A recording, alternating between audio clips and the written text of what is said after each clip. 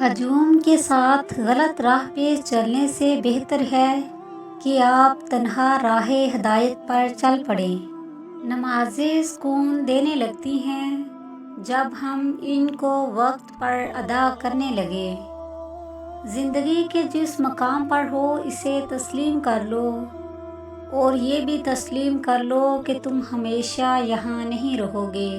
الفاظ بھی پھول کی طرح ہوتے ہیں، انہیں سوچ سمجھ کر ادا کیا کریں، ان میں سے آپ کے ظرف کی مہک آتی ہے۔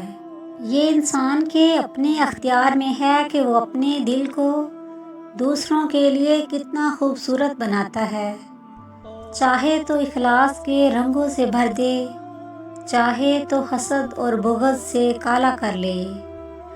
مشکل وقت میں دلاسا دینے والا کوئی اجنبی ہی کیوں نہ ہو، دل میں اتر جاتا ہے، جبکہ مشکل وقت میں کنارہ کر لینے والا کوئی اپنا ہی کیوں نہ ہو، دل سے اتر جاتا ہے۔ اندھیرے کو روشنی میں بدلنے کے لیے روشنی کی ایک ننھی سی کرن ہی کافی ہے، اور ہو سکتا ہے وہ کرن آپ ہوں۔ لوگوں پر 3 احسان کرو، نفع نہیں دے سکتے تو نقصان نہ کرو، خوش نہیں کر سکتے تو رنجیدہ نہ کرو، تعریف نہیں کر سکتے تو برائی نہ کرو۔